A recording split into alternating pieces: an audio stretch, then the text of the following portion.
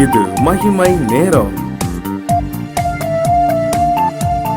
கர்த்தரும் இரட்சகருமாகிய இயேசு கிறிஸ்துவின் நாமத்தினாலே உங்கள் யாவருக்கும் என்னுடைய காலை வணக்கத்தை தெரிவித்துக் கொள்கிறேன். இந்த வாரத்திலே நாம் தொடர்ந்து என்னை நினைத்தருளும் என்று சொல்லி யாரெல்லாம் ஆண்டவரிடத்திலே விண்ணப்பம் பண்ணினார்கள், ஜெபித்தார்கள், ஆண்டவர் அவர்களுக்கு என்ன பதிலை கொடுத்தார் என்று சொல்லி நாம் தியானித்து வருகிறோம். முதலாவது நாம் நெகேமியாவை குறித்து நாம் தியானித்தோம். அடுத்ததாக சிம்சோனை குறித்து நாம் பார்த்தோம். இன்னும் கூட தாவீதை குறித்து நாம் தியானித்தோம்.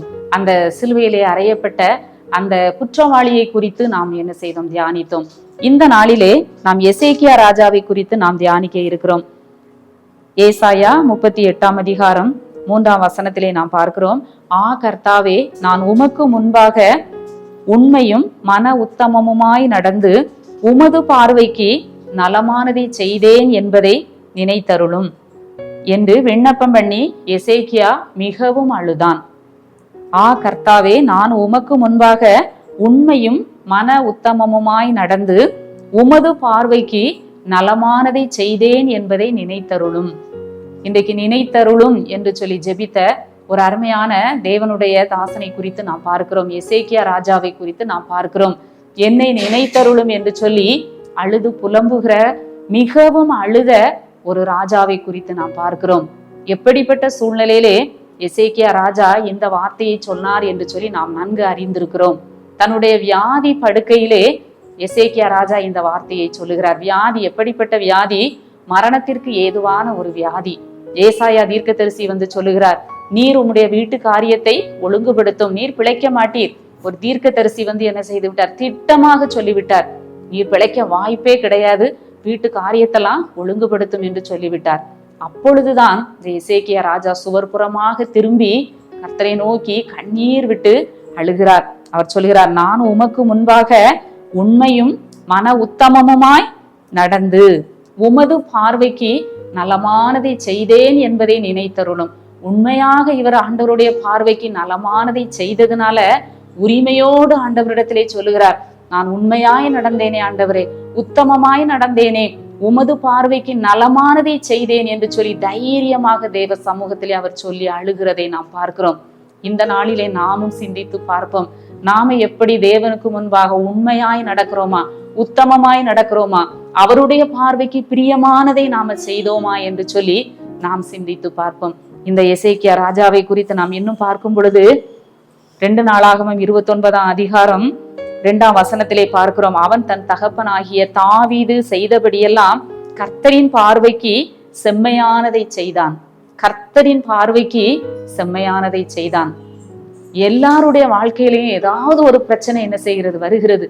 நல்ல அமைதியா போயிருக்கிட்டு இருந்த ஒரு சூழ்நிலையில திடீரென்று ஒரு வியாதி, மரணத்துக்கு ஏதுவான ஒரு வியாதி அங்கே வருகிறதை பார்க்கிறோம். எல்லாருடைய வாழ்க்கையிலும் எதிர்பாராத சில சூழ்நிலைகள் வருகிறதை, நிலைகுலைய செய்கிற, நம்மை கலங்க பண்ணுகிற சில காரியங்கள் வாழ்க்கையிலே நடக்கிறதை நாம் காண்கிறோம். எசேக்கியா ராஜாவினுடைய வாழ்க்கையும் அப்படித்தான். முடிந்து போகக்கூடிய ஒரு சூழ்நிலையில இருந்து அழுகிறார். என்னை நினைத்தருளும் தேவனே, நான் எவ்வளவு நலமான காரியங்களை செய்தேன் என்று சொல்லி அவர் புலம்புகிறார். நாம் அந்த எசேக்கியா ராஜாவை குறித்து பார்க்கிற பொழுது 2 நாளாகமம் 29 அதிகாரத்திலே அவர் கர்த்தருடைய ஆலயத்தை என்ன செய்கிறார், பரிசுத்தம் பண்ணுகிறார். அங்கே நரகலான விக்கிரகங்கள் அருவருப்பாய் கிடக்கிறது ஆலயம், அதை எல்லாம் என்ன செய்கிறார், சுத்தம் பண்ணுகிறதை நாம் பார்க்கிறோம். அசுத்தமானதை எல்லாம் பரிசுத்த ஸ்தலத்தில் இருந்து வெளியே கொண்டு வருகிறார். அப்படி ஒரு ஆலயம், மோசமான நிலைமையில் இருந்த ஆலயத்தை அவர் பரிசுத்தப்படுத்துகிறதை நாம் பார்க்கிறோம். இன்னும் சர்வாங்க தகன பலி, எல்லா பலிகளும் அங்கே நிறுத்தப்பட்டதை நாம் பார்க்கிறோம். மோசையின் காலத்திலே ஆண்டவர் சொன்ன, என் பலிபீடத்திலே பலி எப்பொழுதும் என்ன செய்ய வேண்டும், அக்கினி எரிந்து கொண்டிருக்க வேண்டும், காலை மாலை பலி செலுத்தப்பட வேண்டும். அந்த கட்டளைகள் எல்லாம் மீறப்பட்டு அங்கே பலிபீடம் எல்லாம் தகர்ந்து கிடக்கிறது, பலி செலுத்தப்படுவது எல்லாம் நின்று போயின. ஆனால் இவர் தன் என்ன செய்கிறார், மீண்டுமாக சர்வாங்க தகன பலி செலுத்துவதற்காக பலிபீடத்தை சரி செய்து அங்கே துதி செய்கிற காரியத்தை நாம பார்க்கிறோம். இன்னும் கூட ஆராதனைகளை திட்டம் பண்ணுகிறார். காலை மாலை ஆராதனைகளை அங்கே ஆலயத்திலே அவர் திட்டம் பண்ணுகிறதை பார்க்கிறோம். பஸ்கா பண்டிகை குறித்த நாளிலே பஸ்கா பண்டிகை ஆசரிக்கப்பட வேண்டும் என்பது ஆண்டவருடைய நியமம். அந்த நியமத்தை மீண்டுமாக செய்கிறார். பஸ்கா பண்டிகையை ஆசரிக்கும்படி செய்கிறார். இன்னும் அநேக காரியங்களை செய்து ஆலயத்திலே பண்டக சாலையிலே ஆகாரங்களை கொண்டு வரும்படி செய்கிறார். இன்னும் நிறைய நல்ல காரியங்களை அவர் செய்கிறதே அந்த 2 நாளாகமம் 29ஆம் அதிகாரத்திலே நாம் வாசிக்க முடியும். ஜனங்களை ஊர் ஊராய் போய் திரிந்து கர்த்தரை விட்டு பின்வாங்காதபடி அந்த வேத புத்தகத்தை கையில் வைத்து உபதேசம் பண்ணும்படி செய்கிறார். இப்படியெல்லாம் நலமான காரியத்தை அந்த எசேக்கியா ராஜா செய்ததை நாம் பார்க்கிறோம். உரிமையோடு ஆண்டவரிடத்திலே போய் கேட்கிறார், ஆண்டவரே நான் இப்படியெல்லாம் செய்தேனே என்று சொல்லி நாமும் சிந்தித்து பார்ப்போம். நாமும் நம்முடைய வாழ்க்கையிலே என்ன நலமான காரியங்களை, கர்த்தருக்கு பிரியமான காரியங்களை நாம செய்தோம் என்பதை நாம் சிந்தித்து பார்க்க வேண்டும்.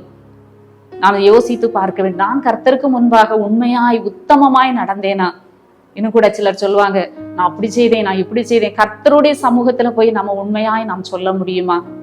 சிலர் சொல்லுவாங்க, ஆண்டவரே நான் ஆலயத்தை நேசித்தேன். நாமும் கூட ஒரு கஷ்டம் வரும்போது ஆண்டவருடைய சொல்லலாம், ஆண்டவரே நான் ஆலயத்தை எவ்வளவாய் நேசித்தேன், ஆண்டவரே உங்க சமூகத்தை எவ்வளவாய் நேசித்தேன், ஆண்டவரே நான் வேதத்தை எவ்வளவு நேசித்தேன், நான் எவ்வளவு அதிகாரங்கள் ஒரு நாளைக்கு வாசிப்பேன், உடைய வேதம் என் மன மகிழ்ச்சியாய் இருந்ததே, உடைய ஆராதனை ஆலயத்தை நேசித்தேன் என்று சொல்லி நாம் சொல்ல முடியும். தைரியமாக நாம் இதையெல்லாம் நாம் செய்தால் தேவ சமூகத்திலே நாம் சொல்ல முடியும். இன்னும் கூட நம்ம லூக்காவுல வாசிக்கும் போது, லூக்கா 7ஆம் அதிகாரத்திலே வாசிக்கிற பொழுது ஒரு சம்பவத்தை பார்க்கிறோம். 3-4ஆம் அந்த பார்க்கிற பொழுது வசனத்திலே இங்கே ஒரு 100க்கு அதிபதியை குறித்து நாம் பார்க்கிறோம். இந்த 100க்கு அதிபதிக்கு பிரியமான வேலைக்காரன் அங்கே வியாதிப்பட்டு மரண அவஸ்தையா இருக்கிறான். அப்போ அவன் என்ன செய்கிறான்? இயேசுவை குறித்து கேள்விப்பட்ட போது அவர் வந்து தன் வேலைக்காரனை குணமாக்க வேண்டும் என்று அவரை வேண்டிக் கொள்ளும்படி யூதருடைய மூப்பரை ஆண்டவரிடத்திலே அனுப்புகிறான்.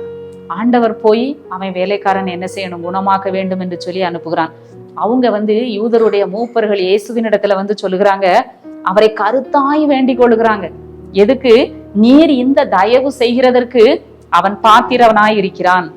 ஏன்னு சொல்லி சொன்னா, அவன் நம்முடைய ஜனத்தை நேசிக்கிறான், நமக்கு ஒரு ஜெப ஆலயத்தையும் கட்டினான். பாருங்க, ஒரு நன்மை பெறணும், ஒரு மரண போராட்டத்திலிருந்து ஆண்டவர்கிட்ட இருந்து ஒரு உதவியை வாங்கணும் அந்த 100க்கு அதிபதிக்கு. அப்போ அந்த யூதருடைய மூப்பர்கள் போய் ஆண்டவர்கிட்ட என்ன சொல்றாங்க?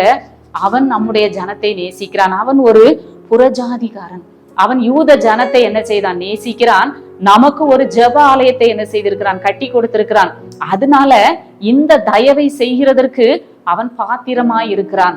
எவ்வளவு ஒரு நல்ல சாட்சி பாருங்க. ஆண்டவர்கிட்ட வந்து ரெக்கமெண்ட் பண்றாங்க. ஆண்டவர் உடனே என்ன செய்கிறார்? அவங்களோட கூட போகிறார். நாமும் கூட எதையாவது கர்த்தருக்காக நாம செய்தாதான் ஆண்டவர் நமக்கு என்ன செய்வார்? இரக்கம் செய்வார். நம்ம நலமானதை செய்தேன். இந்த 100க்கு அதிபதியை பார்க்கிறோம். ஒரு நலமான காரியத்தை அவர் செய்தார். ஒரு அந்நிய ஜாதியராக, அவர் அடுத்தவராக இருந்தாலும் யூத ஜனங்களை நேசித்தார். ஒரு ஜெப ஆலயத்தை கட்டி கொடுத்தார். அதனால ஆண்டவரே இந்த தயவை செய்யுங்க அவருக்கு அப்படின்னு சொல்லி அவர்கிட்ட சொல்றாங்க. இந்த எசேக்கியா ராஜாவும் அப்படிதான், நான் இப்படி நலமான காரியங்களை செய்தேன் ஆண்டவரே என்று சொல்லி அழுத போது அங்க என்ன நடந்தது? ஆயுசு நாட்களை ஆண்டவர் கூட்டி கொடுத்ததை நாம் பார்க்கிறோம். நாமும் கூட இந்த காலை வேளையிலே, ஆண்டவரே உம்முடைய பார்வைக்கு நலமானதை நான் செய்ய எனக்கு உதவி செய்யும், உமக்கு முன்பாக நான் உண்மையும் உத்தமமாய் நடக்க எனக்கு பலந்தாரும் என்று சொல்லி கேட்போம். அப்பொழுது நிச்சயமாக வாழ்க்கையில எந்த ஒரு நெருக்கடியான சூழ்நிலைகள் வந்தாலும், எந்த ஒரு நமக்கு ஒரு இக்கட்டான சூழ்நிலை வந்தாலும் கர்த்தருடைய சமூகத்திலே போய் நாம் தைரியமாக விண்ணப்பம் பண்ண முடியும். தைரியமாக ஆண்டவரிடத்திலே போய் நாம் நிற்க முடியும். ஆண்டவர் நம்மை நினைத்தருளுகிற தேவனாக இருக்கிறார். எசேக்கியா ராஜாவை ஆண்டவர் நினைத்தருளினார், ஆயுசின் வருஷங்களை கூட்டி கொடுத்தார். அந்த 100க்கு அதிபதி குறித்து ஆண்டவரிடத்திலே சொன்ன பொழுது ஆண்டவர் உடனடியாக என்ன செய்தார்? அவனுடைய வீட்டுக்கு செல்வதற்காக அவர் ஆயத்தப்பட்டதை நாம் பார்க்கிறோம். நாம் கூட கர்த்தருக்கு பிரியமானதை செய்வோம், அவர் விரும்புகிறபடி நாம் வாழ்வோம். தைரியமாக தேவ சமூகத்திலே நின்று நம்மால் ஜெபிக்க முடியும். ஆண்டவரை நோக்கி பார்ப்போம். எங்களை நேசிக்கிற நல்ல ஆண்டவரே, இந்த நல்ல நாளின் காலை வேளைக்காக உம்மை துதிக்கிறோம், உம்மை ஸ்தோத்தரிக்கிறோம். புதிய நாளுக்காக நன்றி செலுத்துகிறோம். காலையிலே ஆண்டவர் கொடுத்த நல்ல வார்த்தைக்காக உமக்கு நன்றி செலுத்துகிறோம். எசேக்கியா ராஜாவை போல ஆண்டவரை நாங்களும் உம்முடைய பார்வைக்கு நலமானதை செய்ய எங்களுக்கு உதவி செய்யும். உண்மையும் உத்தமமாய் நடக்க எங்களுக்கு பலன் தாரும். நீர் எங்களை நினைத்தருளுகிற தேவன். எசேக்கியா ராஜாவை நினைத்தருளினது போல எங்களையும் நினைத்தருளும்படியாய் நாங்கள் ஜெபிக்கிறோம். மீட்பர் இயேசு கிறிஸ்துவின் மூலம் ஜெபங்கேளும் நல்ல பிதாவே, ஆமேன்.